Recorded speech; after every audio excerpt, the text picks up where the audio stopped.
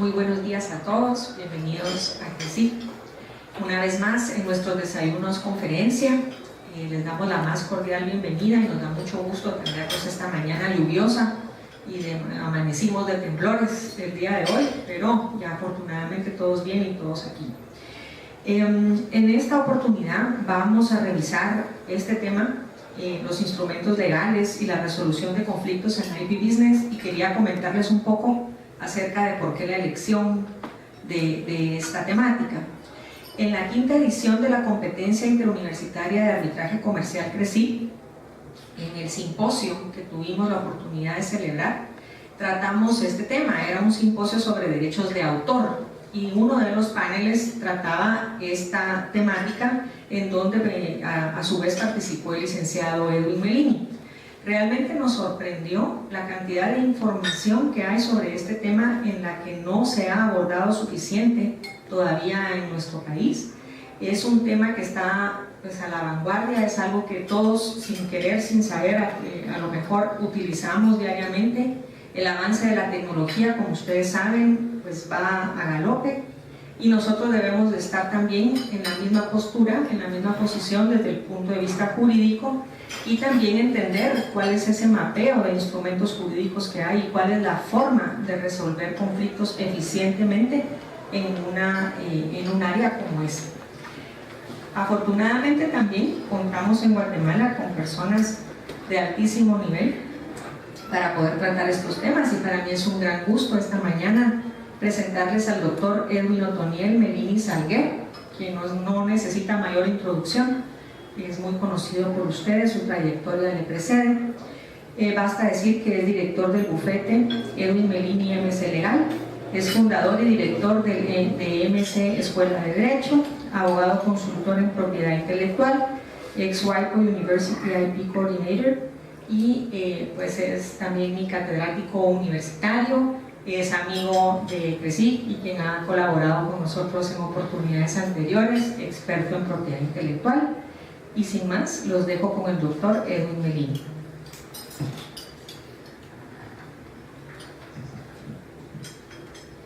Feliz día, qué gusto estar con amigos, y eso nos da la oportunidad de hacer esto tal vez menos formal y tratar de generar algunos aportes, que es nuestra preocupación, trasladar algunas competencias, ya que ahora que ha cambiado todo, nosotros también tenemos que cambiar para dar un mejor servicio a los clientes. Esta temática nosotros la hemos estructurado en tres ejes. La primera, de ciertos aspectos generales; la segunda, algunos aspectos particulares; y luego alguna cuestión más práctica, algunos casos, preguntas sobre cosas que ya estamos viviendo. De suerte pues que en la primera vamos a tratar algunos conceptos tradicionales con los que fuimos formados y que muchos aplicamos todavía. Luego vamos a tratar de entender cómo hay un nuevo orden público internacional y cómo eso se tiene que armonizar con un orden público local al momento de poder asignar soluciones en casos concretos, y cómo esto se correlaciona con la contratación.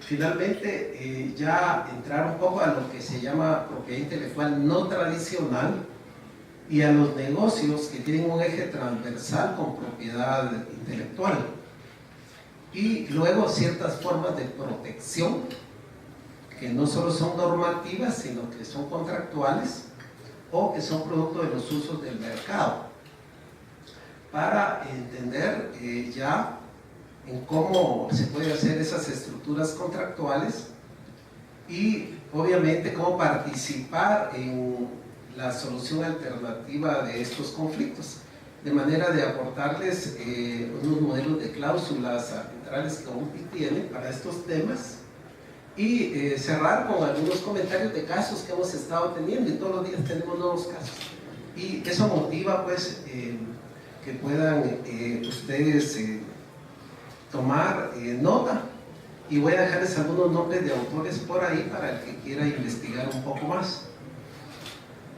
En Roma, el derecho es el arte de lo bueno y lo justo. y los tribunales son de justicia. Es decir, tienen que asignar en equidad una solución al caso concreto. Pero para eso tenemos que entender que ahora hay mucha prevalencia del positivismo jurídico y que el derecho se renova y que ya no solo regula relaciones jurídicas, sino económicas. Entonces, alguien que adolezca de analfabetismo económico le va a costar muchísimo entender los conflictos de los comerciantes. Ellos dicen, cuando llegue el abogado se acaba el negocio. Y luego entender una causalidad que se da. La validación se da de usos a costumbres, costumbres, a normas de comportamiento, que pueden ser éticas, pueden ser morales, pueden ser técnicas, hasta llegar a normas jurídicas. Y luego esto se positiviza en la legislación.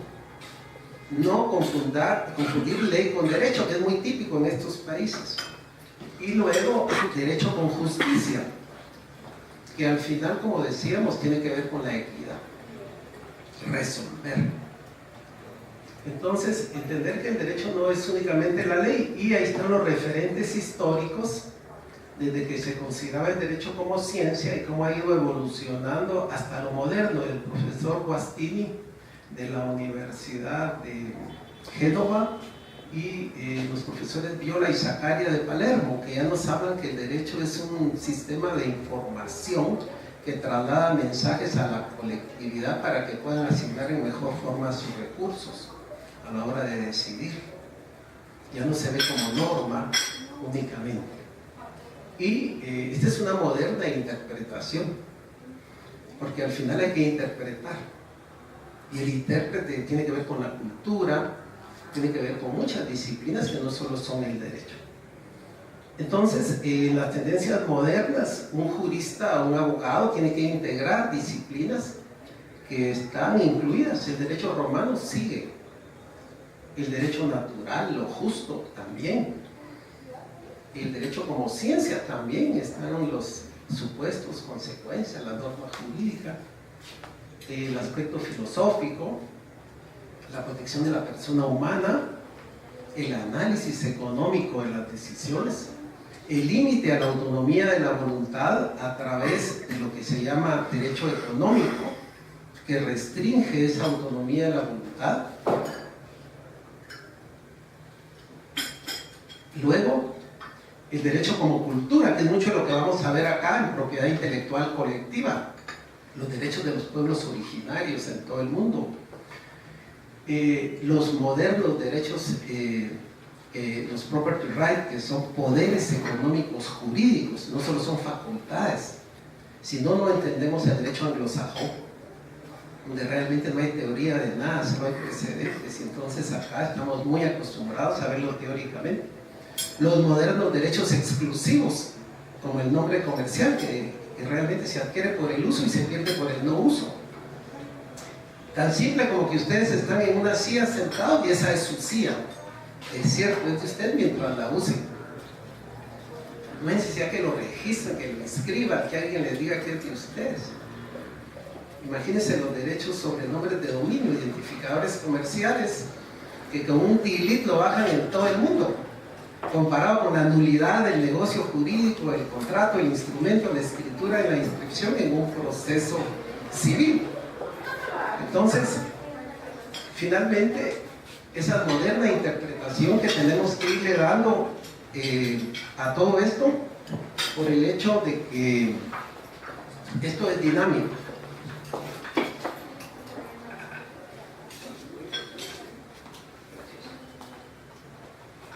Entonces aquí voy a repasar algunos temas que ustedes ya conocen, pero que para nosotros son importantes. La contratación mercantil y la contratación de propiedad intelectual, ustedes no van a encontrar una teoría del contrato de propiedad intelectual, no van a encontrar teoría del contrato mercantil, es la teoría del contrato civil. Entonces vamos a tener que desde los romanos las fuentes de las obligaciones son el negocio jurídico y el delito, y luego se actualizó al cuasicontrato y cuasidelito, y algunos pues consideran que el contrato y la ley son las fuentes. Ya hemos discutido en algunos tribunales si por sentencia, la sentencia puede ser fuente de obligaciones. Es un tema interesante. Entonces, no hay univocidad en cuanto al término causa. Por eso no amerita que en la tradición que nosotros tenemos, que es un poco la tradición romano-germánica, no hay causa del contrato. Sin embargo, eso es bien importante porque no vamos a encontrar solo una acepción de causa. Pero no debe confundirse causa de obligación con la causa del contrato. Entonces, esto es esencial para entender la nulidad del negocio jurídico del contrato. El contrato es una fusión de voluntades y se ponen de acuerdo varias personas en una declaración, subrayo, de voluntad común. Y esto es muy importante en la contratación moderna electrónica por contratos de adhesión, contratos formularios, contratos tipo, condiciones generales de contratación. Es una declaración de voluntad común destinada a arreglar sus derechos. Y aquí está el tema de que el contrato es ley para las partes, muy importante en el arbitraje. Es ley. Y ya se estaba aplicando. Que el Código de Comercio en la reforma reciente ya dice que prevalece el contrato, y a falta de contrato nos vamos a la ley. Y entonces al final entonces el contrato es el resultado del acuerdo o armonía de dos o más personas acerca de una declaración de voluntad común. ¿Y cuál es el efecto de que no haya voluntad común? La nulidad. Entonces una cláusula leonina ventajosa, abusiva, es nula. ¿Y cómo se manifiesta esa voluntad? Puede ser exteriorizándose, pero modernamente, con internet, con muchas máquinas, todas estas cosas que hay, mediante la aparición de un fenómeno en un ambiente exterior. O sea que la manifestación puede ser declarativa y no declarativa. A esto último es a lo que llamamos comportamiento concluyente. Cuando hacen clic, hay una exteriorización y hay un comportamiento concluyente. Cuando pasamos en el Transmetro también, cuando metemos la tarjeta de débito en el cajero, y mucha gente todavía le dice, incluso abogados, a veces es que no hay contrato. Es que no lo he visto, mándenme el contrato. Tuve un juicio en que planteé un reclamo y pedí las prudencias cautelares, y el juez me llamó y me dijo, mire, Lick, ya lo vi, tiene razón, pero quiero ver el contrato. ¿Es oral, Lick? Le dije, sí, pero lo quiero ver. Ay, no lo puedo complacer con eso, pero es porque nosotros todavía tenemos esa noción del documento, que ahora cambió. Entonces, ojo, solo existiría contrato cuando hubiera una voluntad común en cuyo contenido y finalidad participaran por igual todos los contratantes. Entonces, cuando hay una controversia respecto a la interpretación de un contrato, la divergencia entre las partes está indicando que la voluntad declarada no ha sido la coincidente entre las mismas, sino que cada una de ellas ha tenido una voluntad distinta, y entonces no habría contrato. Entonces, este comportamiento concluyente es el silencio como manifestación indirecta mediante un comportamiento no declarativo. Ojo, 1253 del Código Civil ya lo tenía nuestro código. Y entonces, este comportamiento concluyente debe considerarse que equivale a todas las demás manifestaciones y queda sometido a las normas comunes. Y son las llamadas relaciones contractuales de hecho. Entonces todo lo moderno es así, los millennials son con comportamientos de hecho. Es decir, uno no va a encontrar un documento, porque hay situaciones que el tráfico en masa genera de nacimiento de derechos y obligaciones.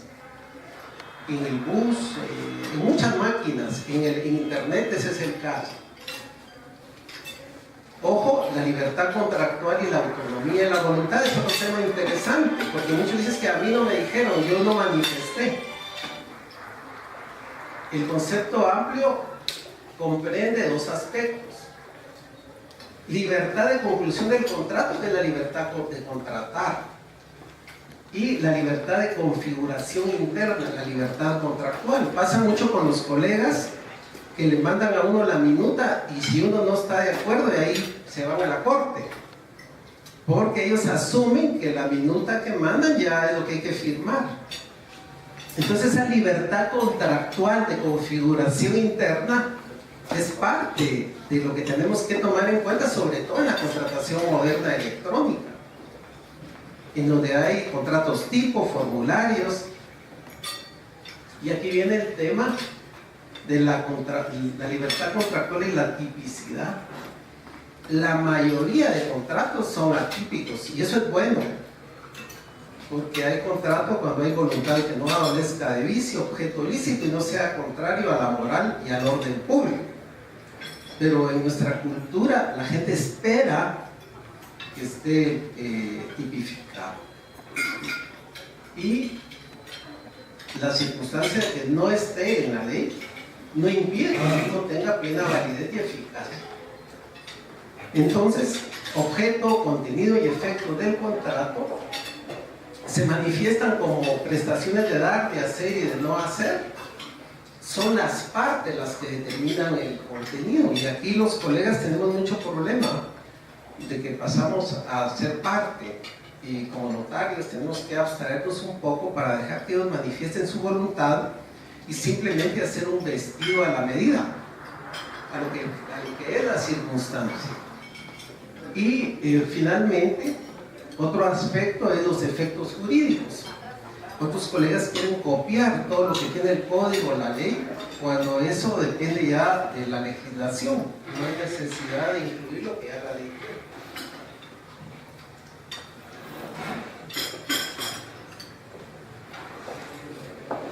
Este es otro tema muy importante que ya escribí algunas veces de esto, que es la buena fe. Porque lo mercantil todo habla que la interpretación de las obligaciones y contratos mercantiles es conforme la buena fe guardada y la verdad sabida. Pues hay momentos de la buena fe. En primer lugar, el primer momento de la buena fe es reglas claras, que las oímos mucho decir, ¿verdad? Pues no dicen cuáles son, pero tienen que estar claras las reglas. El segundo, en el cumplimiento de la obligación y del contrato, tratar de agradar a la otra parte, dar lo obligado más un poquito más.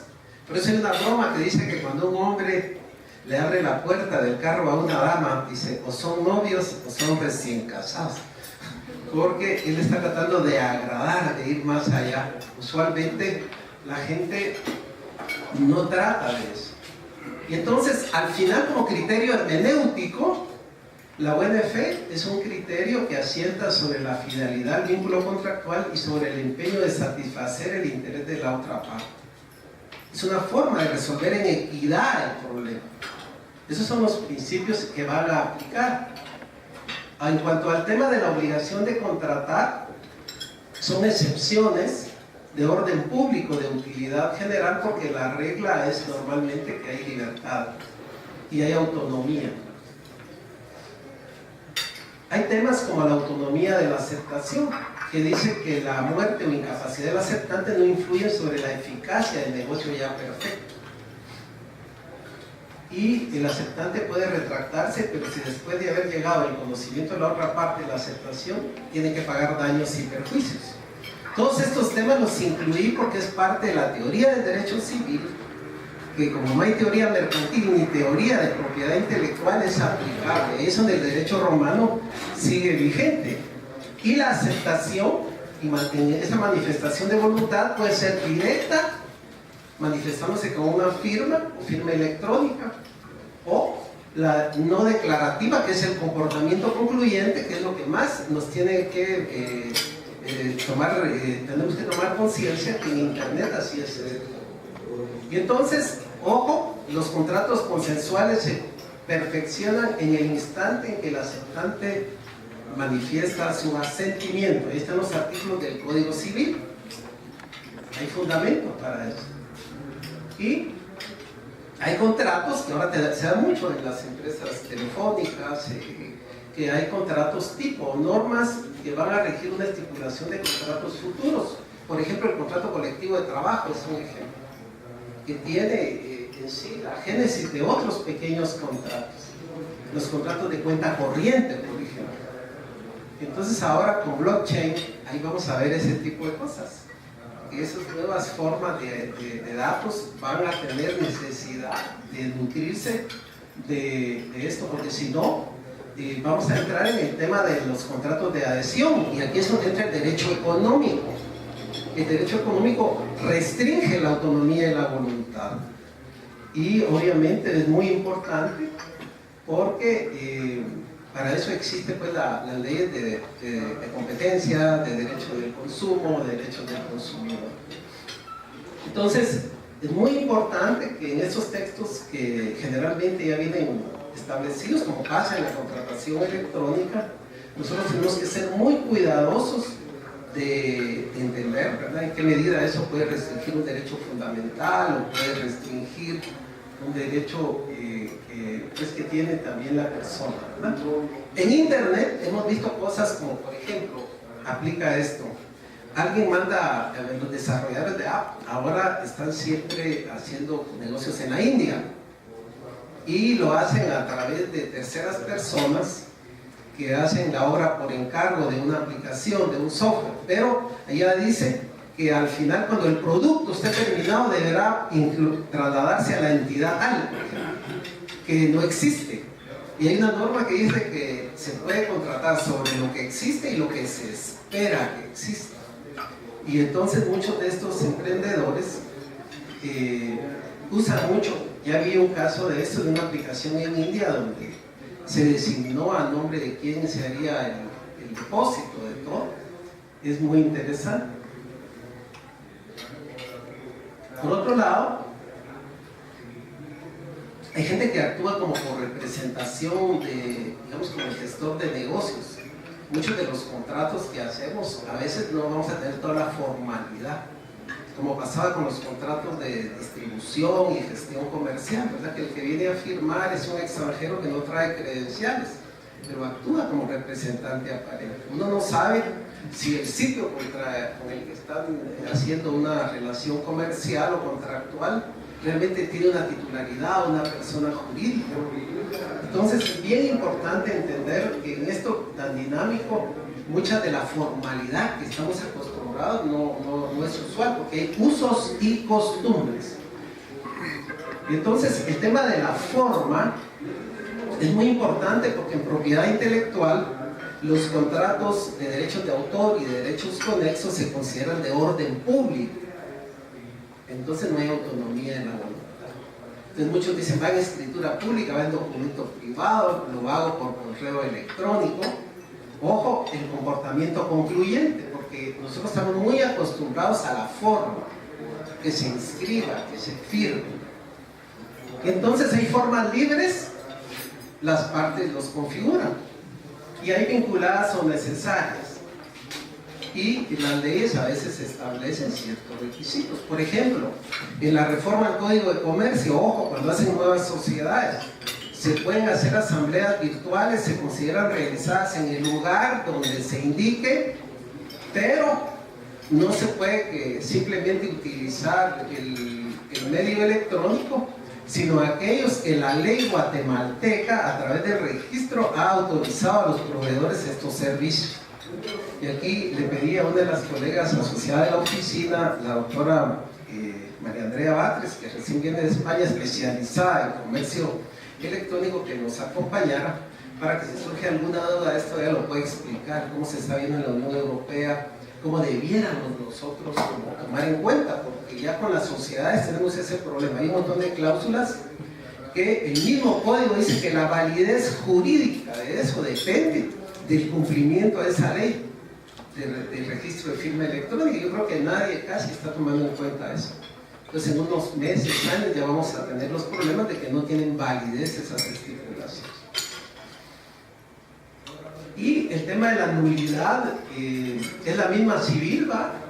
La nulidad absoluta o la anulabilidad para este tipo de temas, porque muchas veces la gente hace un contrato y le pone una denominación, pero que lo que realmente querían hacer era otra cosa. Y obviamente esa conversión del contrato es muy importante, entender la voluntad de las partes. Y 3 temas muy importantes: la rescisión contractual, la resolución contractual y la resiliación contractual.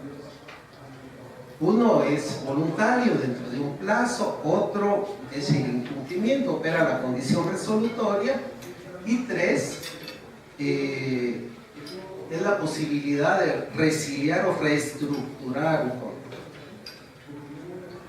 Es la teoría de la imprevisión, que ya ustedes conocen. El tema de que se presume esa solidaridad en lo mercantil, y la mora, que sin necesidad de interpelación es automática. Muy bien, aquí terminamos ese contexto que lo hice porque es necesario para lo que vamos a ver ahora. Tradicionalmente, propiedad intelectual es una disciplina jurídica que trataba de la protección de creaciones que se dan en el campo del arte, derechos de autor, de la forma de reproducir esas obras, resultado de la creación, a través de modernas tecnologías que reproducen y cada vez de mayor forma esas obras. Luego, innovaciones que tienen que ver con superar el estado del arte o la técnica, siempre que sean de novedad universal, superen el estado de la técnica y tengan aplicación industrial, y ciertas creaciones menores que son las que hacen acá formas, diseños, funciones de productos ya conocidos, y la teoría del signo distintivo, que ampara y protege creaciones que se aplican al campo de la industria y el comercio. Y aquí hemos tenido una evolución muy grande a partir de la ley actual, porque tenemos un tratamiento mixto para la protección de las marcas y uno muy novedoso de property right para los nombres comerciales. En cuanto a las marcas locales se adquieren por el registro, salvo lo que disponga un tratado de que Guatemala sea parte. Entonces las marcas extranjeras se protegen por el first use. Y solo con esto les dejo un aporte muy grande. Cada vez que les pregunten por una marca si es posible en Guatemala, hay que ir a la USPTO, a la oficina europea, y ver si no existe un precedente.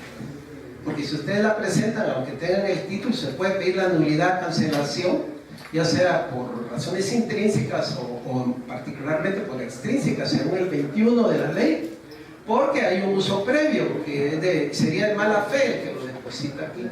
Entonces eso es bien importante porque el artículo 17 de la ley lo tiene. Y lo más tremendo, que tenemos casos ahorita y les voy a compartir uno. El artículo 71, el derecho al nombre comercial es un property right, ese se adquiere por el first use. Entonces, ¿qué tenemos? Se respetan usos de buena fe, pero no usos de mala fe. Entonces todo el mundo hace sus emprendimientos, aplicaciones, toma un nombre y ya lo pone y lo comienza a difundir. Tenemos el caso de una ciudadana española que acá en Guatemala decidió hacer su emprendimiento. Y ella, como es muy común, agarró los textiles típicos y mandó a diseñar ciertas bolsas, etc. Y creó su cuenta de Instagram. Y comenzó a tener un montón de seguidores y se fue de Guatemala y tiene más de 50,000 seguidores en Europa. Cuando no contaba con la astucia de alguien que estaba acá, que le registró la marca aquí en Estados Unidos, y ahorita le bajaron Instagram, porque están protegiendo el derecho. Pero como la marca es una marca de conocimiento tradicional asociado, es decir, propiedad intelectual colectiva que está protegida por usos legados de derechos colectivos, tenemos un conflicto entre propiedad no tradicional, temas de internet y en redes sociales y signos distintivos. Y ya iniciaron el juicio ahorita en Europa, entonces está una discusión: cómo lo ven la Unión Europea, cómo lo ven los Estados Unidos, cómo lo ven acá. Y la persona realmente tiene que enfrentar un montón de reclamaciones legales aquí en el extranjero y ni siquiera tiene una empresa inscrita, porque todos se apropian de estos identificadores comerciales, porque ojo, el nombre de dominio, los hashtags y todo eso no son signos distintivos. Inicialmente son identificadores comerciales que permiten entender dónde está ubicado en la web un sitio para abrirlo.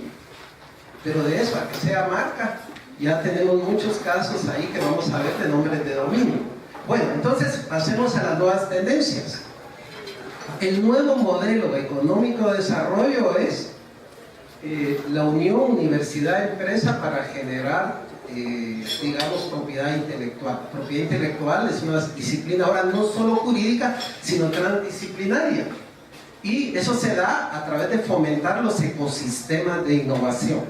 Las políticas universitarias donde se cambia el driving de la investigación de descriptiva a aplicada hacia necesidades sociales o de mercado para producir activos intelectuales en las alianzas universidad-empresa. Y las empresas viven de su propiedad intelectual. La mayoría de empresas de universidades públicas de Europa, Estados Unidos, sus presupuestos, el aporte más grande lo da la propiedad intelectual, los aportes públicos. El otro tema es que esa propiedad intelectual que se genera en los campus genera dos tipos de empresas, los spin-off y los startups. Los startups son joint venture entre las universidades y las empresas, y las spin-off son sociedades formadas por profesores, alumnos, y la propiedad intelectual ahí se reparte. Y por otro lado, todo eso se transfiere a la sociedad. Y lo nuevo son las OTT, las empresas que gestionan la transferencia de tecnología al mercado. Y ese tema nos ha venido a dar lo que se llaman los IP business, que ahorita les voy a pasar la lista, solo la vamos a leer de todas las posibilidades de negocio que se derivan de activos intangibles. Porque la infraestructura de las empresas más grandes del mundo se basa en intangibles, ya no en intangibles. Y esto se aplica, por ejemplo, como eje transversal al deporte, IP Sport. Lionel Messi, por ejemplo, es una marca de persona. Y todo lo aplicado al deporte, ahora ya hay una serie de cosas, viene la imagen. Entonces entramos a los nuevos derechos, contratos sobre la imagen. Cabalmente el lunes voy a recibir yo a unos deportistas que ya quieren que se les gestione su derecho a la imagen. Ya tenemos colegas guatemaltecos que fueron a estudiar imagen y regresan para aportar en eso, en lo que se llama el nuevo derecho deportivo. Es una disciplina específica. Solo imagen, entonces esos que se hacen llamar influencers, figuras públicas, lo que digan afecta positivo o negativamente al país. A veces las figuras públicas más negativamente que positivamente, pero tenemos que entender que tienen derechos, el derecho a la imagen, el derecho a la voz. Ojo, en Europa, en España, en Alemania, ya la imagen está protegida constitucionalmente. Hay una tesis de la fiscal Maylita Paulina Orozco que asesoramos, que ahí está ya en las redes, sobre la protección del derecho de la imagen, porque eso goza de protección como datos personales en el derecho constitucional. Nosotros todavía no lo tenemos como parte de la marca. Claro que podríamos en un momento entrar a tratar eso, pero en este momento la protección es constitucional, por eso vamos a ver un tema constitucional también acá. Luego tenemos el IP Art.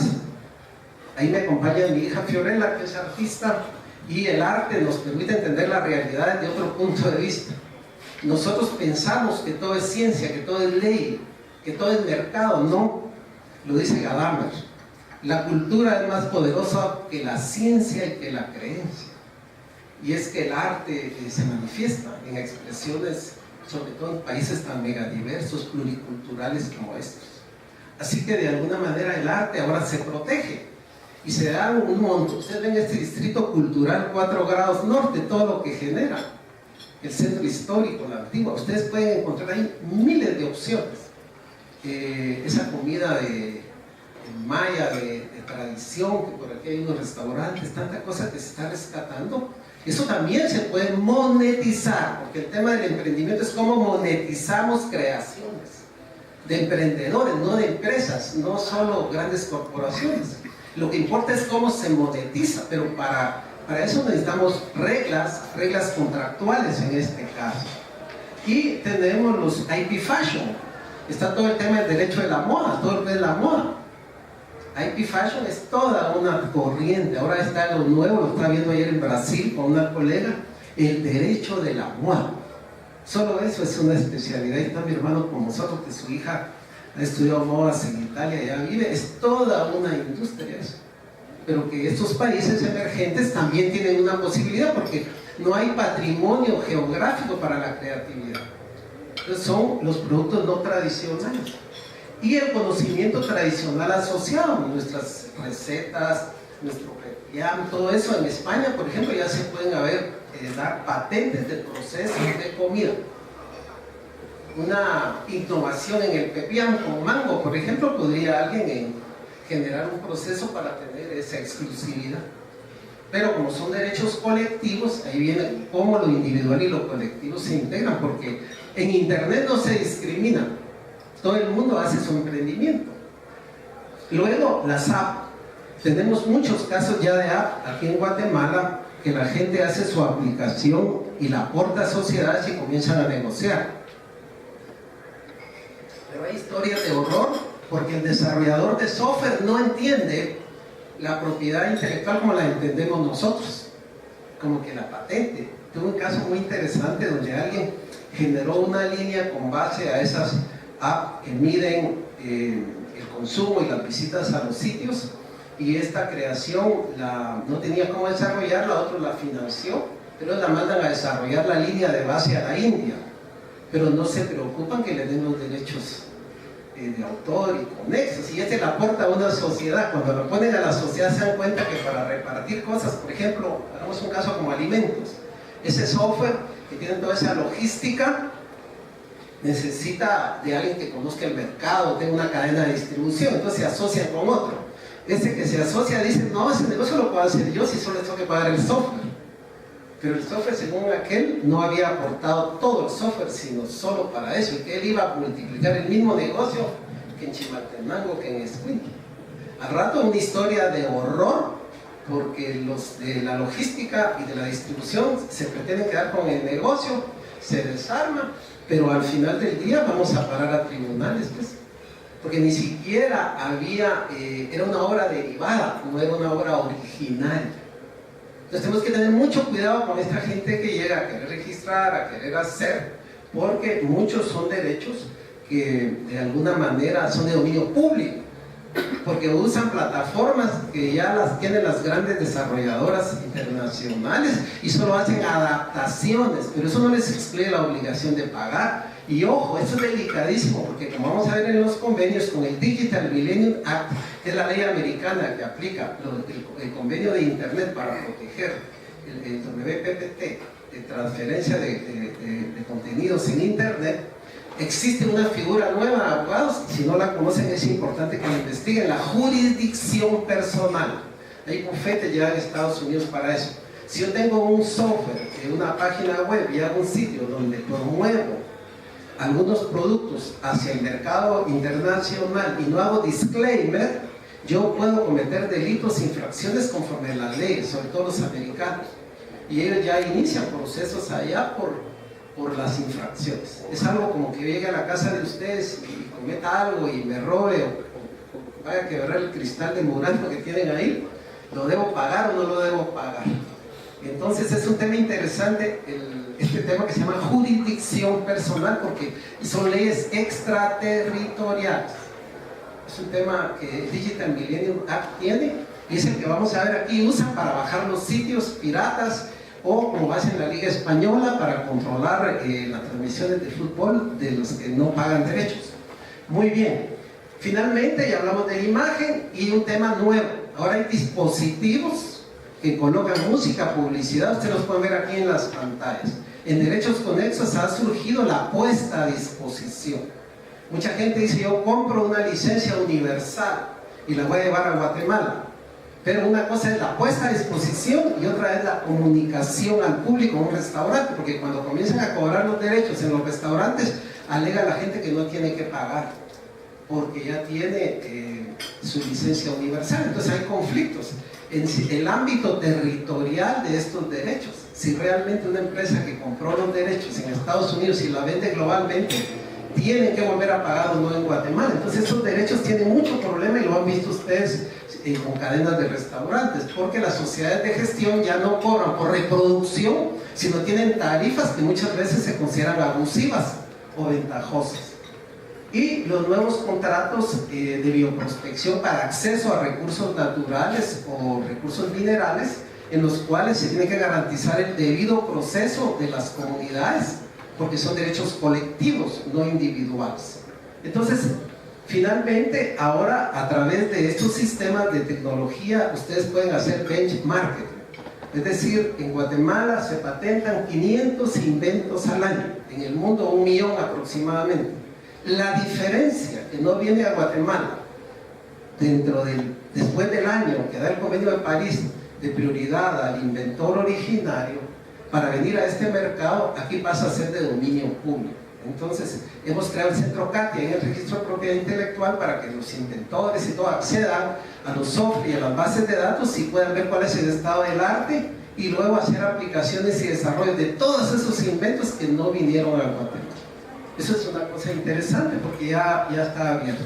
Y finalmente tendríamos lo de la contratación electrónica, que muchos de estos contratos se dan vía internet.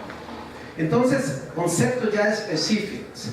El jus utendi fuendi autendi, el derecho de usar, gozar, disponer de un bien dentro de los límites de la ley, que era romano, es la visión nuestra, pero la anglosajona es el property right como un poder económico jurídico de excluir a otros del uso de un bien.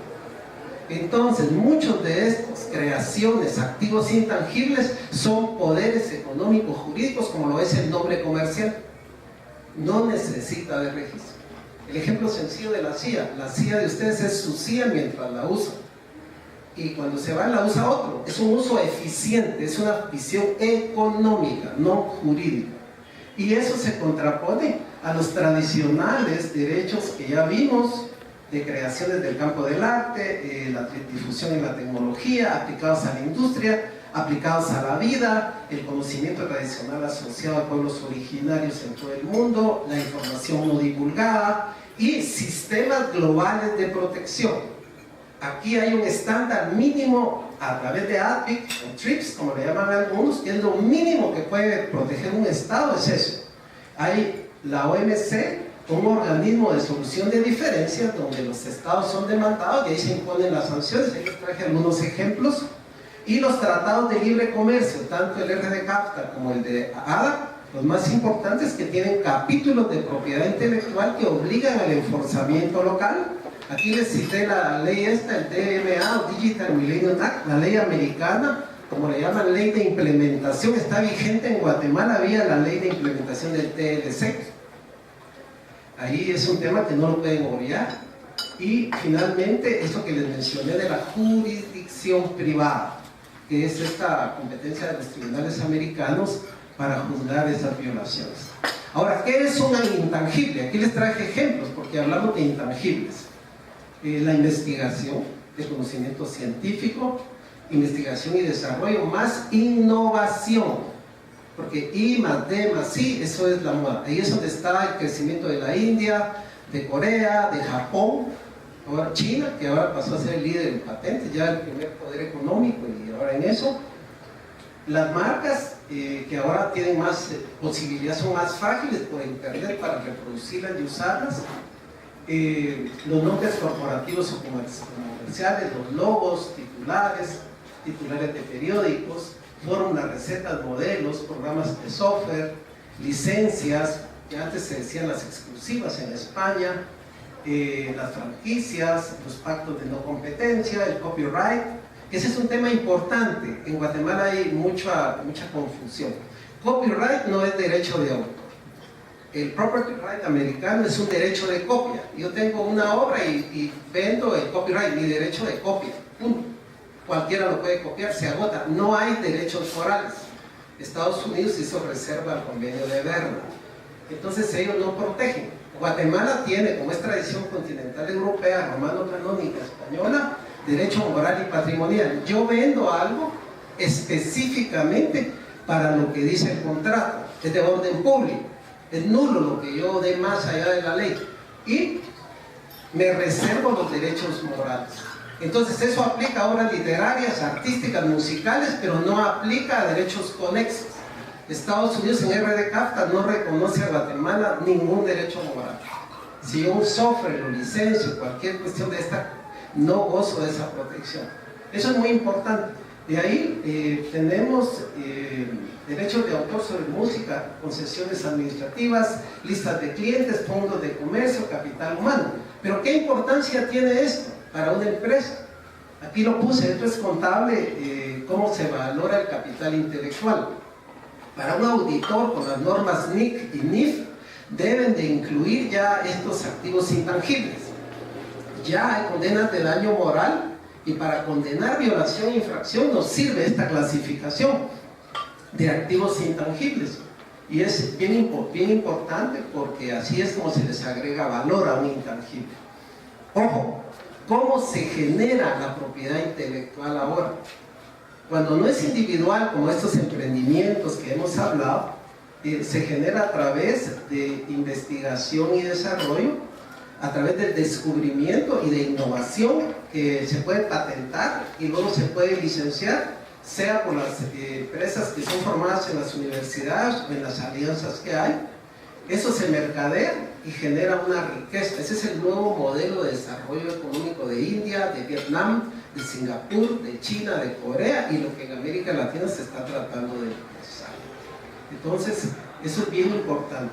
Y aquí hay una lista, miren, de los modernos negocios en la nueva economía de propiedad intelectual. Nuevos negocios de administración de propiedad intelectual, el mapeo de patentes, negocios en línea, el comercio electrónico y su impacto en TI, investigación y desarrollo de nuevas tecnologías de patentes, los ciclos inventivos, hay todos negocios derivados en patentes, investigación en universidades, centros de investigación, en empresas. Luego tenemos los negocios de marcas, indicaciones geográficas, denominaciones de origen. Son un montón de negocios derivados de ahí. De ahí tenemos todos los derivados de derechos de autor, de obras digitales, de películas, de obras musicales, la forma de reproducción en internet, la puesta a disposición, la comunicación al público. Luego tenemos cómo se da la industria del mantenimiento, el mercadeo, publicidad, todo eso. Y esto es extenso. Y cómo a través de Naciones Unidas, OMPI ha venido promoviendo. Y también lo que nos interesa en Guatemala es el traditional knowledge, el conocimiento tradicional. Cómo los pueblos originarios en todo el mundo, la OMPI descubrió que en Australia, Brasil, Guatemala, hay una propiedad colectiva de los pueblos originarios sobre sus recursos naturales asociados a la agricultura, a la alimentación, pero también al folclore, a la cultura. Y cómo de países desarrollados ahora se toman esas creaciones que son colectivas y se pretenden apropiar individualmente. Entonces eso nos abre bien un debate en el que hay algunas soluciones y que lo vamos a ver en un momento. Y luego, si ustedes se dan cuenta, pues viene la educación, viene tantas cosas. Y el resultado es pues toda esta tecnología que disfrutamos y vivimos, pero que no necesariamente toda tiene propiedad intelectual. Hay alguna que es libre. Entonces, ¿por qué es importante en el libre comercio todo esto? Porque tiene una importancia técnica, jurídica, económica, porque son intangibles. Y el que tiene el conocimiento tiene el poder. Ahí están viendo ustedes en la discusión entre Estados Unidos y China, esta marca telefónica y lo que implica. Y aquí es importante para los abogados. El sistema anglosajón es el uso el que genera derechos. El nuestro es el registro. Y aquí es donde tenemos muy atrasados nuestros registros. Realmente hay que trabajar en muchas competencias para que esté a la altura de las circunstancias, porque todavía tiene una visión muy superada ya. Y un abogado entonces tiene que tener una visión clara del nuevo orden económico y orden público internacional para entender por dónde vamos. Ahora que vamos a elegir, es importante entender esto. Nosotros tuvimos una Declaración Universal de los Derechos del Hombre en la Revolución Francesa, que son libertades públicas, pero que después de 2 guerras mundiales se convirtió en la ONU y en una Declaración Universal de Derechos Humanos, que han evolucionado, pero como no se cumplían las declaraciones se volvieron convenciones, y como no se cumplían se volvieron jurisdicciones, que nos llevan ahora al moderno control de convencionalidad. Un abogado moderno tiene que aplicar el control de convencionalidad y de constitucionalidad, es decir, los precedentes que se dan, y casi todo tiene un eje transversal de derechos humanos. Luego tenemos un control constitucional, mecanismos de defender los derechos humanos, y entre eso la propiedad industrial, el derecho de autor lo son, el conocimiento tradicional también. Y luego, por si no fuera suficiente y no se hace efectiva la norma, hay un sistema internacional de protección, que no solo es el de la Corte Interamericana para sino también el organismo de solución de diferencias de OMC, donde se dan los arbitrajes contra los estados que no cumplen con proteger la propiedad intelectual. Entonces, ¿qué significa eso? Aunque a algunos no les guste y no lo entiendan y piensan que solo es de aplicar la ley y que no hay que interpretarla, que hay una nueva escala jerárquica. Ahora veamos lo de lo económico. ¿Por qué es esto así? Esto aplica a todo el mundo. Pasamos del liberalismo económico clásico al Estado interventor, y desde 1930 a la recesión económica. Y Joseph Schumpeter, este economista, vale la pena que lo lean. Él planteó la posibilidad de que los países de industrialización tardía se desarrollaran con el libre comercio. Desde 1942 hasta el 95 se concluyó con la Ronda Uruguay y se creó la OMC, el concepto del consenso de Washington de la competitividad y la obligación mundial de proteger la propiedad intelectual. Esto fracasó y dio origen al tema de las redes de información. Y después, con Bush, al unilateralismo, que es esa visión pragmática de dominar el mundo más allá de la vieja Europa. Pero ahora ya pasó eso y estamos en el multilateralismo, es la agenda de Pekín. Eso es lo que predomina ahora, y estamos llegando a la transferencia y gestión de negocios de IP mediante la alianza universidad-empresa como modelo de desarrollo. Ese es un macro para entender por qué. Entonces, no confundir esto que hemos visto de propiedad intelectual con derechos intelectuales. Los derechos intelectuales ya es una disciplina jurídica. Hay una noticia que les traje que descubren la clave del envejecimiento. Los telómeros, ya pueden detener los telómeros, entonces como que vamos a vivir un poco más, 120 años. ¡Qué horror! ¿Qué es? Entender entonces como juristas, señores, yo veo que mucho el problema de los jueces, de los magistrados, de los colegas es que como no conocen las instituciones jurídicas y su naturaleza, se limitan a la aplicación estricta del manual, del reglamento, de la ley. Y mucho abogado, sobre todo en las nuevas generaciones, ha caído en eso, que yo cuestiono directamente, que se gradúan tramitadores, no abogados. Y entonces esa gestión, que qué dice la ventanilla, que qué dice el sistema. Hace poco un aviso de emisión de acciones me lo rechazan porque no hay espacio en el software para poner el número de título y registro. Quítelo, porque nadie lo hace, me dijo el subregistrador. Y eso da certeza, digo, contra lavado de dinero y todo. Que usted diga que son tantas acciones de tanto y que no nos importa. Si alguien quiere, que lo ponga, pero que no quiera, no, porque es que manda el sistema. Y entonces el tema es entender cuál es la naturaleza. Los abogados tenemos que entender qué es. Primero, se regula como derecho de propiedad la propiedad intelectual, pero es una propiedad que no es corpórea, es incorpórea. Y entonces eso se basa en la teoría de Kohler de bien inmaterial, es un autor alemán. Y luego tenemos la teoría de la personalidad de Picard, que habla que es un derecho personal, que en una obra siempre hay una persona. Y la legislación nuestra sigue la teoría personal patrimonial en los derechos de autor. Están los derechos humanos, la persona, pero también está la obra. Y luego vamos a tener ya una teoría de derechos intelectuales. Eso es en la tradición romano-canónica. Los anglosajones lo han manejado con Sherwood como derecho exclusivo. Y ha ido en Europa avanzando el tema de derechos humanos, y aquí también ya se ve también como derecho humano. Con el tema de OMPI ahora se ve también que se contrapone a la visión de persona individual el tema colectivo, los derechos colectivos. Entonces hay una propiedad intelectual colectiva. Costa Rica es el primer país del mundo que en su ley de biodiversidad ya reconoce positivamente. Guatemala en la Convención de Diversidad Biológica también lo reconoce. Pero con el internet y todo esto ha ido prevaleciendo el derecho de uso. Entonces el uso como generador y la falta de uso para extinguir esto. Y luego con el tema del abuso de la posición dominante de los mercados, también Europa ha influido mucho en balancear con la teoría del derecho económico. Y entonces hay límites, y aquí hay temas de competencia, donde tiene que entrar una entidad reguladora que aquí 31 enmiendas le hicieron a la ley para que no pase otra vez, entonces seguirá como tarea pendiente, no obstante nada. Pero a lo que llegamos nosotros es que estamos en presencia de una propiedad especial, porque es una propiedad que se caduca, si no se usa, se extingue, si no se renova, en las marcas se vulgariza y pierde distintividad. Esta propiedad también se puede transmitir, entonces tiene como varias cosas.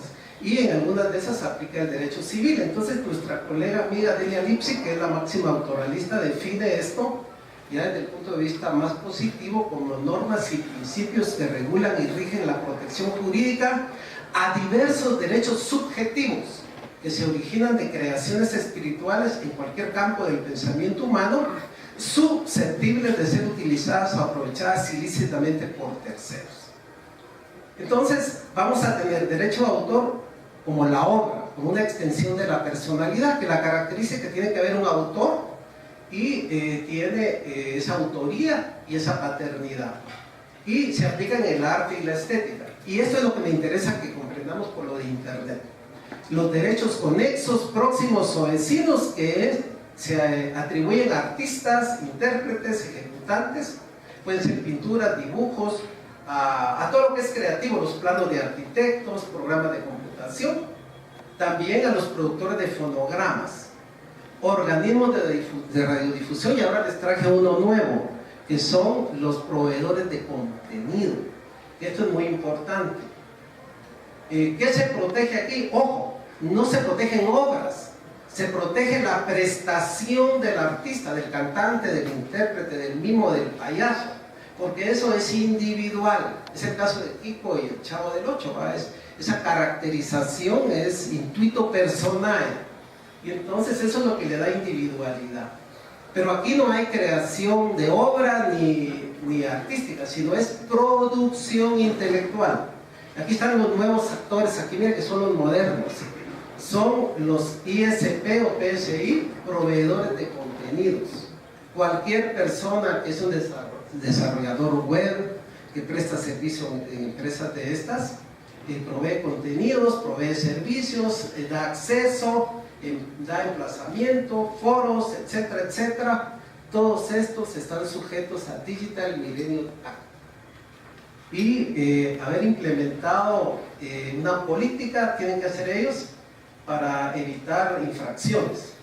En la Liga Española hemos visto que tienen un software que cuando hay una transmisión en vivo de un partido de fútbol detecta automáticamente en tiempo real en un color todos los que están pirateando y los baja automáticamente el software. Tienen identificado eso, imagínense los dispositivos de software, para que en tiempo real eso se proteja. Y al infractor le cierran los sitios. Entonces, ¿cuándo no tienen responsabilidad? Cuando solo se transmiten contenidos, porque todo el mundo es prosumer o prosume, produce y consume información y está generando. Ojo con el orden público, ojo con la privacidad, ojo con el bien jurídico tutelado para otros extraterritorialmente. Entonces, el caching o almacenamiento temporal, el hosting de web, siempre que el proveedor de web le prevenga a la persona que declare bajo juramento que lo que va a poner tiene creación intelectual o ha pagado derechos. El uso de herramientas de localización de información, motores de búsqueda, directorios, referencias, hipertextos. Todo eso sí se puede, digamos, eliminar la responsabilidad. ¿Cómo funciona esto? Si usted es una persona, van a hacer un sitio web, tienen que contratar un hospedaje, hosting. Cuando ustedes van a decirle al desarrollador web, tienen que firmar un contrato de desarrollo de una página. Ahí tiene que estar la exclusión que no tiene que piratear nada, ni fotos, ni nada. Porque ya tuvimos un caso en el cual la persona firmó inmediatamente que se subió de un bufete de Estados Unidos a través de un bufete de Guatemala, notificaron este procedimiento de que tenían contenido no autorizados. Entonces, si el proveedor lo baja inmediatamente, no tiene problema. Pero si no, ya lo pueden demandar en los Estados Unidos por los daños y perjuicios de las reproducciones que tengan. En España ya hay jurisprudencia de que cobran la indemnización por cada clic que hace la gente a la página y por cada vez que bajan algo. Eso sirve de base para cuantificar el reclamo. Entonces, si no actúa, es responsable y tiene que dar información a tribunales para localizar al infractor, como seguir eso. Ojo, como el dinero que deja huella, ¿va? Todo lo digital deja huella y aunque lo borren, como lo borren, siempre se puede rescatar. Entonces, esa responsabilidad es bien delicada. Entonces, siguiendo a la parte final de esto, modernamente, así como hay propiedad intelectual por un lado, una tendencia muy grande, hay por otra que dice que debe ser libre el uso. El profesor Hayek decía eso, que es más libre el conocimiento, hay más riqueza cuando no se generan barreras de entrada y salida y no hay costos de transacción. Entonces, Facebook, YouTube y muchas de esas plataformas son libres y han venido a demostrar que funciona y se dinamiza. Entonces, por otro lado, el ciberespacio no es algo que esté más allá del tiempo y el espacio, es algo que está sujeto al derecho. Y entonces lo que hacemos ahí es un espacio virtual, pero que tenemos que tomarlo en cuenta. Otro tema importante es que ya no podemos ver el mundo solo monistamente, desde una posición. Es el pluralismo jurídico. Mire, coexisten disciplinas heterogéneas, pero la labor del intérprete es entender que hay sistemas jurídicos que vienen de familias y tradiciones jurídicas y que la cultura libre integra mucho de eso. La creatividad, la innovación, todo va hacia el futuro, no solo hacia el pasado. Aquel debate entre razón y tradición ya es superado en Europa, los guardianes de la tradición. Lo moderno son activos intelectuales y su impacto en el desarrollo económico. Solo con que en las universidades, si no lo he logrado en 15 años, se cambie la matriz de investigación de descriptivo a resolver un problema concreto, social o de mercado, vamos a avanzar un mundo. De nada sirve decir qué es la propiedad, qué es lo que ya está escrito desde los romanos. Son trabajos que no aportan. Entonces, el tema es que la propiedad intelectual también se puede proteger con la información no divulgada. Entonces ahora los contratos de confidencialidad, todo eso ha agarrado un auge tremendo y es bien importante precisamente por la facilidad de divulgación. El tema de investigación, desarrollo e innovación. Mientras no haya innovación no hay progreso. Y aquí es lo que nos interesa, los negocios de propiedad intelectual se van a traducir en contratos de licencia, de transferencia tecnológica, informáticos, franquicia, tercerización, etc.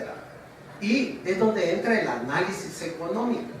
Cuando ustedes van a administrar un caso como abogados de propiedad intelectual, son administradores de riesgo. ¿Qué cuesta hacer una investigación en Estados Unidos? Hacer un dictamen correcto. Si no se puede, por ética no se hace, porque toda la piratería pasa por los bufetes. El abogado que se adapta a lo que el cliente quiere y presenta cosas que no deben protegerse y solo encarece los costos de la empresa y del país. Entonces, en el ciberespacio, nosotros hablamos del tema de cómo se protege el software. En Guatemala podemos proteger patentes de proceso. Las apps son de proceso, el registro no quiere aceptarlo, el registro lo está depositando como derecho de autor, pero en los conflictos no nos sirve. Entonces a veces sugerimos irse a otra jurisdicción. Los nombres de dominio, en muchos casos de ciberocupación, la ventaja que tiene ICANN es que cuando alguien pide el sitio web, autoriza a que le den baja inmediata si se descubre violación, entonces le dan baja global. De ahí el otro tema en los hosting, en web, todo ese tema de comercialización que hacen, tener mucho cuidado cuando mandan esa promoción que hacen en internet, esos que les llaman los community managers, esos que administran y hacen publicidad, de no violar derechos protegidos, que pueden ser fotografías, diseños, logotipos, artes. Está este tema de las tecnologías de la información y las modernas tecnologías, el Big Data, que nos permite acumular mucha información sobre el consumo de las personas, que es lo nuevo, el Big Data segmentado, el blockchain, que también va acumulando una especie de Excel, ¿verdad?, para acumular información y hacer negocios también, que es un tema interesante. Contratos de tecnología aplicada a la vida, el acceso a los recursos naturales y la ciberseguridad. Yo quisiera que, ya que está aquí la doctora Batres, si hubiera un tema de estos importante por el registro de proveedores y todo, que ya está vigente, que el Código de Comercio nos obliga, si tuvieras algún comentario, tú que has estado capacitando en el registro, nos agregaría valor para... Sobre esta protección del derecho digital, del derecho a Internet, cómo aplica Guatemala a un abogado del continente peruano, a un abogado concreto. Buenos días, mucho gusto, soy María Andrea Batres.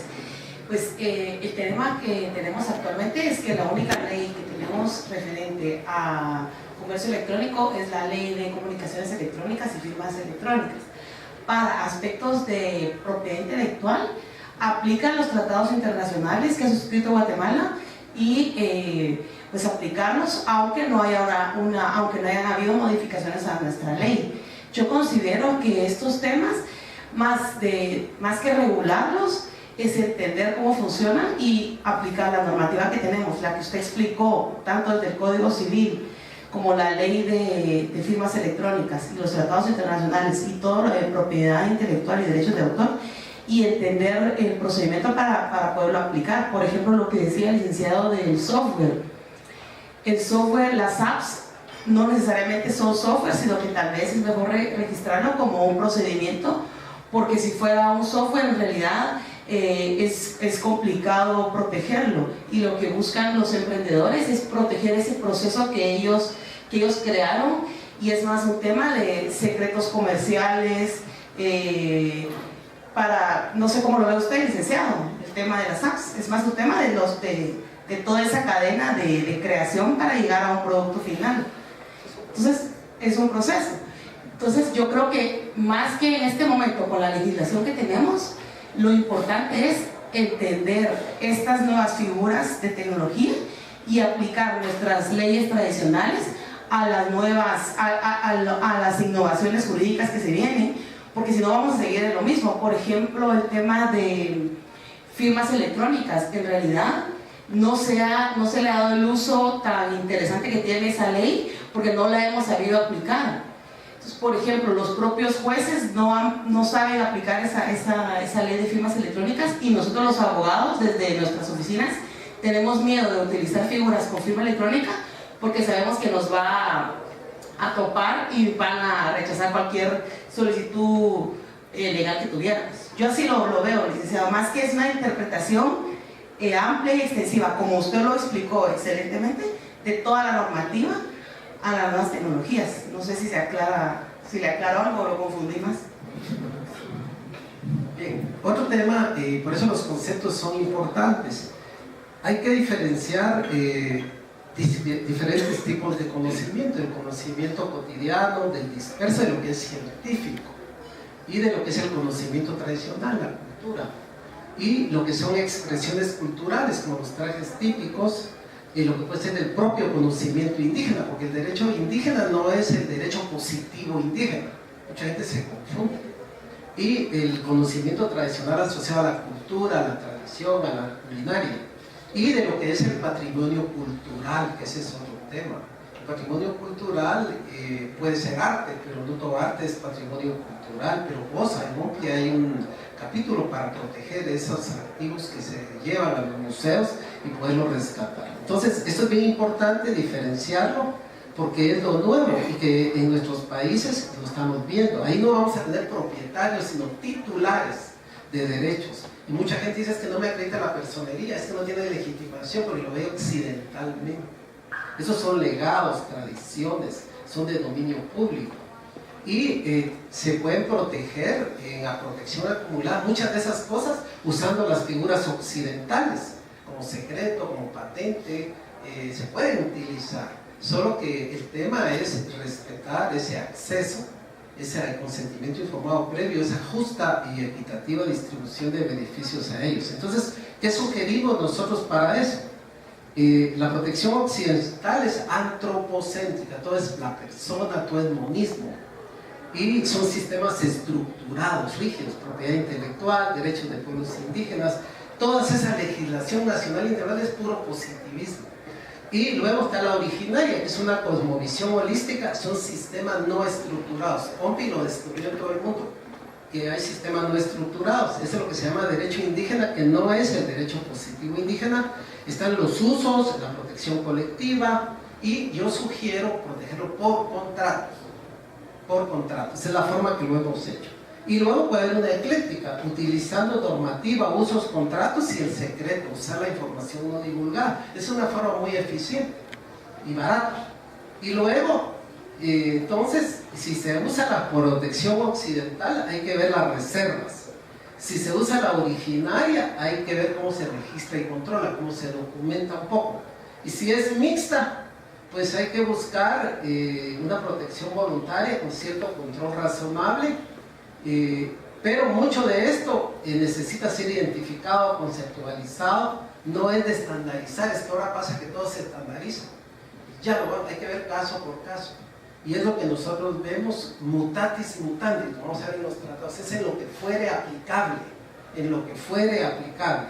Porque lo básico de todo es quién es la legitimación, la legitimidad, la factibilidad y razonabilidad, que son temas que a veces los abogados modernos ya no lo hacemos. Miren la lista de tratados que protegen derechos de autor y conexos, solo los enumero. Son una cantidad, esto es para marcas. Y aquí está, las matrices son el convenio de Berna y París, el protocolo de Roma y el ATIC, esos convenios de internet, WST y PPT, la ley gringa, la sección 512 del Digital Millennium, que es el que hay que más cuidado ponerle porque nos aplica, los tratados de libre comercio que nos obligan, y ya viene nuestra legislación interna, que eso es lo que tenemos acá. Todo eso para un intérprete tiene que darse cuenta que integra tradiciones de derecho civil, de common law, influencia socialista, también legislación social, y otras tradiciones, como ahora el derecho chino, el derecho hindú, ya están poniendo sus reglas.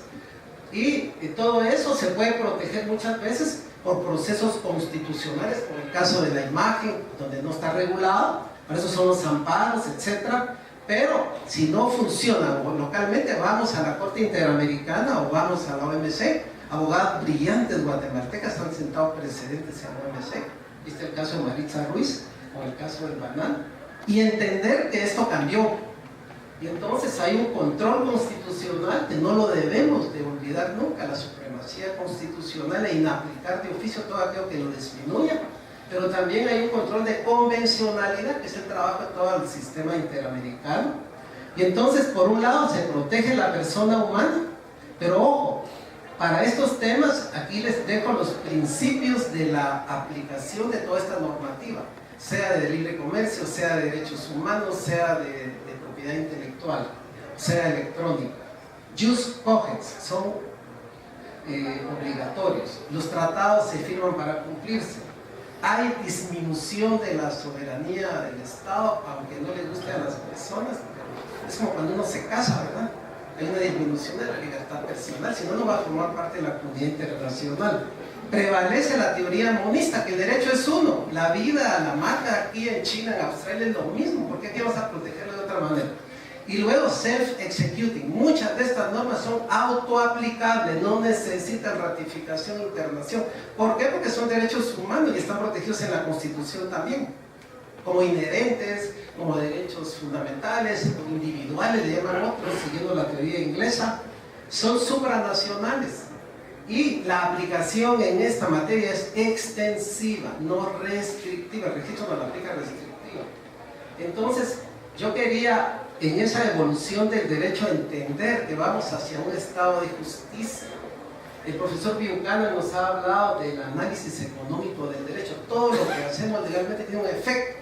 Si no protegemos las marcas, la propiedad intelectual, tenemos sanciones en el comercio internacional. Tenemos que dar certeza jurídica.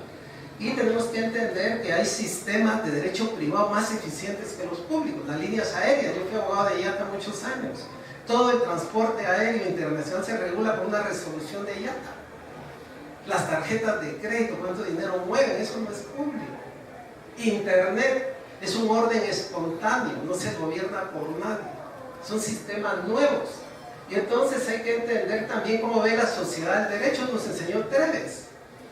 Que no solo es cómo ve el abogado a la sociedad, todo es la Constitución, cómo lo ve la sociedad, qué mensaje nos manda la gente. Luego el derecho como cultura, entender que no podemos ver inductivamente desde Guatemala hacia afuera todo, hay pluralismo, no solo monismo. Y finalmente es un poder económico, no solo es una facultad del derecho, el que tiene el poder lo ejerce, el que tiene conocimiento tiene poder. Entonces no todo es estructurado, la mayoría no está estructurado. No hay necesidad que haya leyes para regular todo, porque eso lo limita. Las definiciones atrapan el derecho, cada vez que definen lo restringen, cada vez que los que hacen sistemas informáticos nos ponen requisitos nos limitan. Y finalmente el derecho digital es lo nuevo, el comercio electrónico, todo lo digital, aunque no nos guste, a eso vamos. Y entonces, cuando hay tanto tratado, tanta normativa, ¿qué es lo que tiene que hacer un abogado?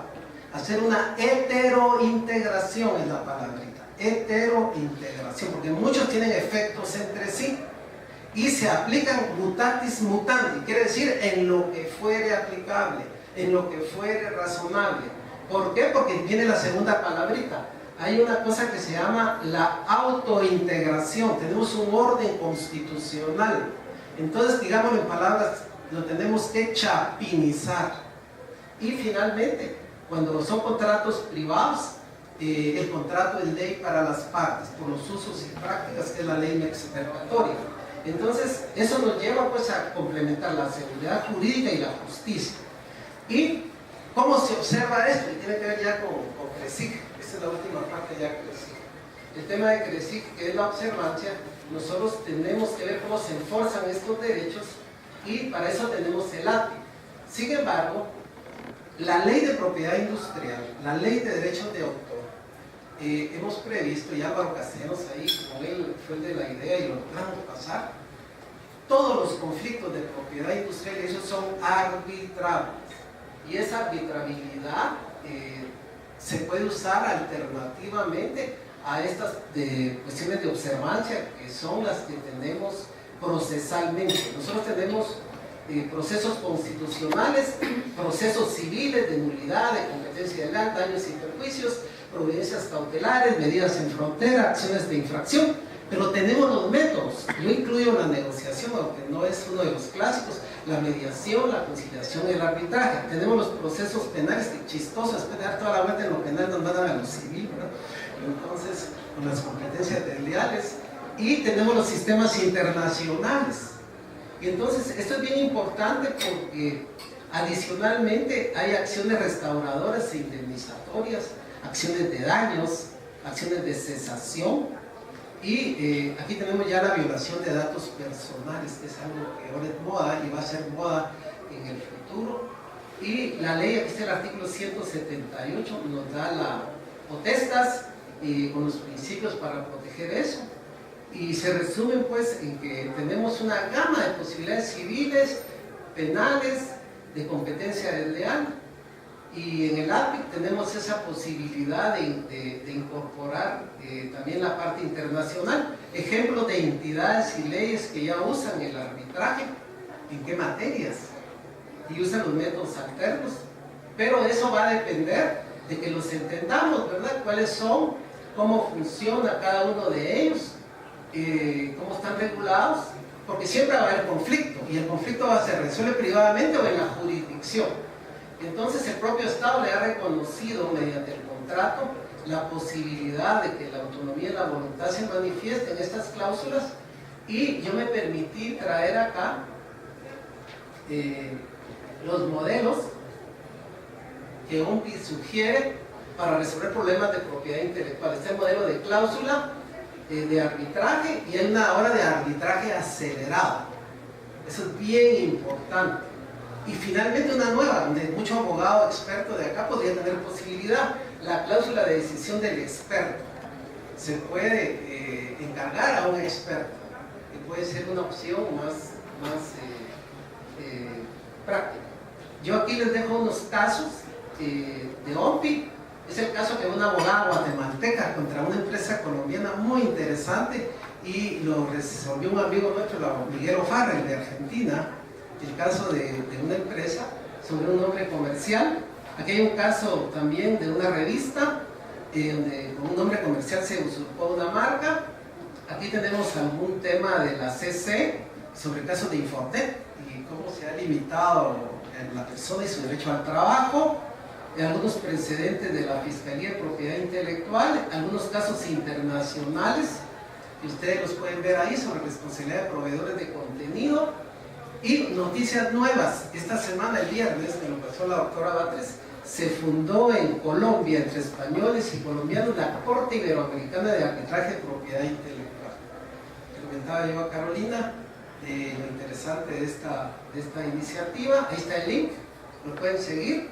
Y algunas conclusiones que yo traje, ¿verdad?, que se resumen en que es importante conocer las instituciones, conocer la normativa, conocer las prácticas y administrar el riesgo de los clientes para darles resultados, porque la realidad es de que todavía son disciplinas muy desconocidas, pero como lo vimos acá, y ese era mi objeto, darse cuenta que su naturaleza sí ya la tenemos, el derecho romano, el derecho civil, y que lo que nos toca es ir sentando precedentes.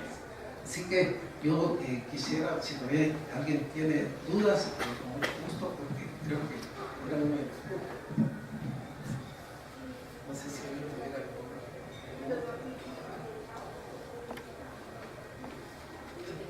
algo. Aquí yo creo que llega, gracias. Solo era una pregunta sobre la Digital Communication Act. ¿Perdón? Digital Millennium Act. Sí, esa has afirmado un par de veces que es legislación aplicable en Guatemala. ¿Entendí correctamente? O? Sí, que la OMPI tenía el convenio de Berna, que regía las obras, el protocolo de Roma, etc. Cuando ya surgió Internet hubo una necesidad de tratar, entonces se generaron los tratados de Internet de OMPI. Uno es el WCT, que protege el copyright y los derechos de autor. Pero ese WPPT protege los derechos nexos, ya con un estándar nuevo de OMC. Sin embargo, los americanos, como ley de implementación, hicieron el Digital Millennium Act. Y como ellos tienen la jurisdicción extraterritorial, y como realmente eso de OMC se armó mucho para proteger sus tecnologías, ellos lo han introducido como en los anexos de propiedad intelectual de sus tratados. Y les voy a mandar un link ahí de algunos casos donde ellos ya han aplicado a proveedores de servicios de Internet que violan el tema de propiedad intelectual en las cortes. Son los bufetes especializados en eso, más allá, ¿va? Entonces, en resumen, el tema es que los principios del WPPT están incorporados, son ley positiva de Guatemala, pero los mecanismos americanos son los que es Internet.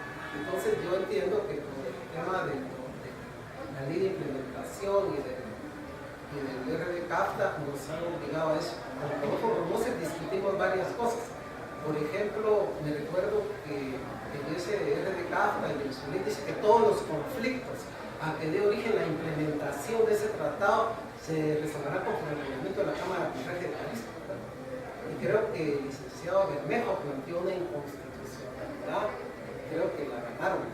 Sí, eso hace claro, inconstitucional. Y ahí creo que había otra que en ese Estados Unidos, como había hecho reserva Berna de derechos morales, excluyó de protección los derechos morales en el RDCAFTA, y Guatemala modificó y eliminó derechos morales.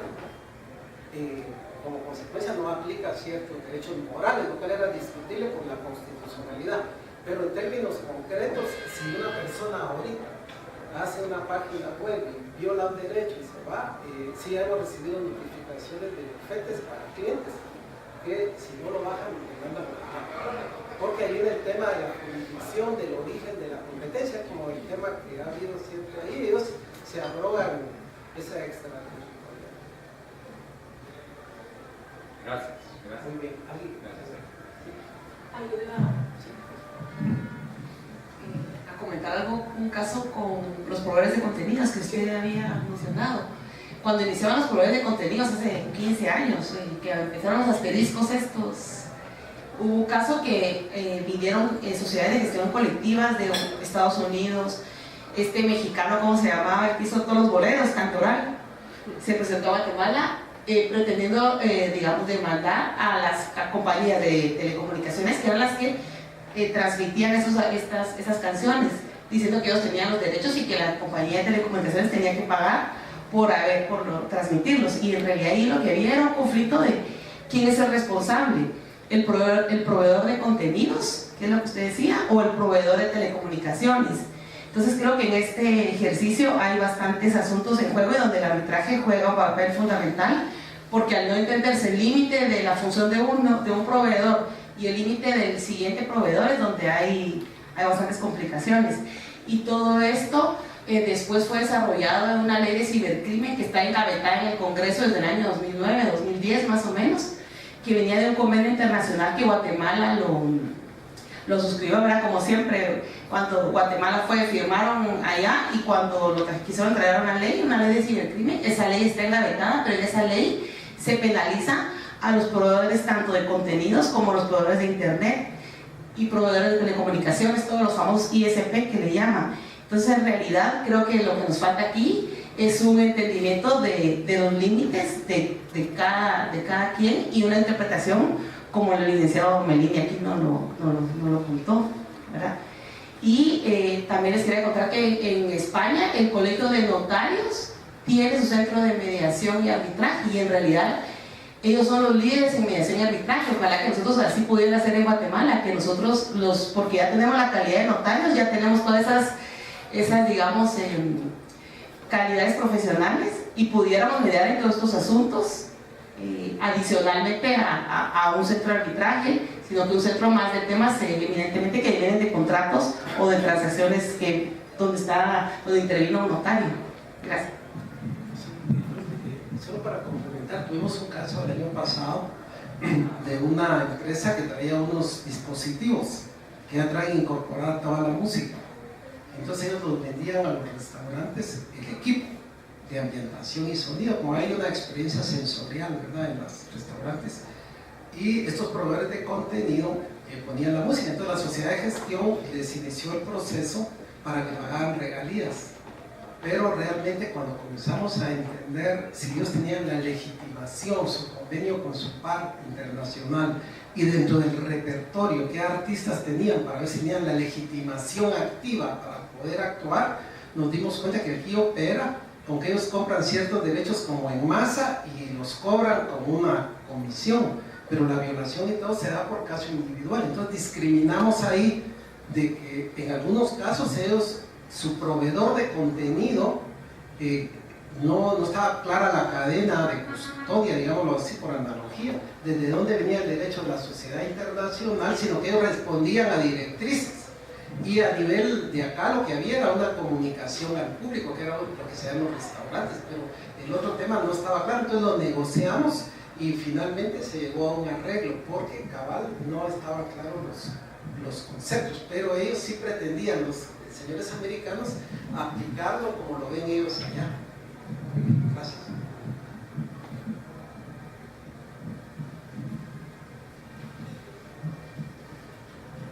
Bueno, Carolina me ha pedido que yo cierre con mucho gusto, me voy para allá. Primero agradecerle al licenciado Melini su impresionante repertorio que nos ha dado acá de información, de contenido, ¿verdad? Yo creo que si ustedes me lo permiten, yo me voy muy preocupado de aquí, de todo lo que no sé, ¿verdad? Me voy impresionado de lo que mis estudios de derecho fueron tan rígidos comparado con lo que ahora es realmente el derecho. Yo creo que hay un par de cosas muy importantes que me hizo a mí reflexionar. Por cierto, en la etapa que fue donde yo entré, y ruego disculpas que vine tarde, pero me tocó llevar al nieto al colegio. Eso, ahí hay prioridades, ¿verdad? Entonces, escuché toda la parte que explicaba sobre contratos, la teoría contractual, la resiliación de contratos, etc. Por cierto, me recordaste mucho a nuestro querido profesor Rubén Contreras. Sinceramente dije, esa es una buena forma de hacerle traslado de un comentario sobre la calidad de tu presentación en esa parte, que de verdad me recordaste mucho a nuestro querido profesor Rubén Contreras. No sé cuántos de ustedes tuvieron la dicha de tener clases con él, ¿verdad? Un catedrático excelso. Luego hay un par de cosas que a mí me parecen muy importantes que nos llevemos como reflexión, y es cómo el llamado soft law, ¿verdad?, frente al hard law, ¿verdad? El hard law entendido como leyes vigentes y positivas emitidas por un congreso formalmente vis a vis principios, usos, costumbres, ¿verdad? Hiciste varias veces referencia a principios y costumbres o abusos, lo que para nosotros en el mundo arbitral llamaríamos también por su lado lex mercatoria, ¿verdad? Vienen a ser ya todo un cúmulo gigantesco de normativa que no es tan el soft law en el sentido que a veces yo creo que algunos colegas a veces lo hemos usado el soft law como por cualquier cosa, ahí está eso por si de repente sirve de algo, ¿verdad? Cada vez el soft law es más relevante y se está tomando muchísimo en referencias tanto jurisprudenciales internacionales, locales. Yo creo que eso es algo que tenemos que tener mucho cuidado, en el buen sentido, ¿verdad? De tener un afán de mucho estudio y de seguimiento, porque la producción de todos estos aspectos normativos, les llamaría yo más ampliamente, está evolucionando día a día y cada vez más rápido y cada vez en un ámbito más internacional. Y eso es lo otro que quería comentar, la convencionalidad que mencionaste un par de veces. Eso, solo eso, es como para decir, yo tengo que regresar a estudiar Derecho, ¿verdad? Porque en realidad ya no es un simple análisis normativo, inclusive ni tan simple, ¿verdad? Hacer un análisis de constitucionalidad de una norma, sino que ahora, si de verdad nos creemos todo esto, ya ha trascendido y ese concepto tan restringido de soberanía, ¿verdad? Que usamos mucho en Guatemala, ya está más superado desde hace medio siglo, creo yo. Entonces, yo solo quería terminar diciendo que la verdad yo sí me voy preocupado, no sé, es más, toda esa presentación magnífica, como veo que la vas a compartir, ¿verdad? Porque hiciste referencia a casos, incluso al final, que me interesa mucho analizar, pues yo diría que todos los que hemos tenido el privilegio de estar aquí, que si se les puede compartir con, por supuesto, derechos de autor de Edwin Melini, ¿verdad? Si pudiéramos tenerlo, porque ahí hay referencia a muchísima información muy valiosa. Y luego, solo comentarles dos cosas para ver qué tan en línea estamos con el TMPI, y es que nuestro mood board de este año, con el apoyo de nuestro queridísimo Víctor, ¿verdad? Que fue uno de los que trabajó muy duro en el desarrollo del caso hipotético para la competición académica o mood board de arbitraje, era sobre propiedad intelectual, y eso obligó a los estudiantes a meterse de lleno en temas de propiedad intelectual, y de hecho me pareció fabuloso venir a oír argumentaciones de los estudiantes que inclusive me hicieron a mí realmente ir a recuperar terreno perdido, dejar de, por ahí uno de los mandamientos de Couture creo que es estudiar constantemente, ¿verdad? Ese fue uno de los mandamientos que ya incumplí, entre otros, ¿verdad? Pero definitivamente es muy importante tomar el tema de propiedad intelectual como algo extraordinariamente evolutivo, ¿verdad? De verdad, a veces hasta vertiginosamente evolutivo, y que insisto, la mía. Y por otro lado, también en el sentido de uno no responder al reto de poderse mantener actualizado. Y finalmente, sí, les acabamos de firmar un convenio con ACIPI, ¿verdad? Y que hemos comentado con ACIPI que obviamente le deberíamos de dar mucha fuerza a través de la Asociación Guatemalteca de Propiedad Intelectual. ¿Cómo se llama? CAPI, la asociación local, porque lo que tenemos que hacer, obviamente, es trabajar de lleno y divulgar las grandes posibilidades que hay para usar métodos alternativos, y incluiría obviamente la mediación y por supuesto negociación entendida como un ámbito más amplio, pero la mediación, por supuesto, sin olvidar la ley y el arbitraje, en todo aquello que sea soluble vía estos métodos alternativos, porque habrá algunas cosas que no, ¿verdad? Todo lo último que mencionó el licenciado Melini, el doctor Melini, sobre el tema de tristemente abusos de derechos que tristemente nos llevan a la materia penal. Mucho ha derrapado en materia penal en temas de propiedad intelectual. Ahorita todo esto que comentabas de utilización de bandas sonoras o música, ¿verdad? En lugares que no tienen licencia, tristemente ha sido un tema también de mucha discusión, porque ha derrapado un dramático aspecto de aumento de acciones penales, ¿verdad?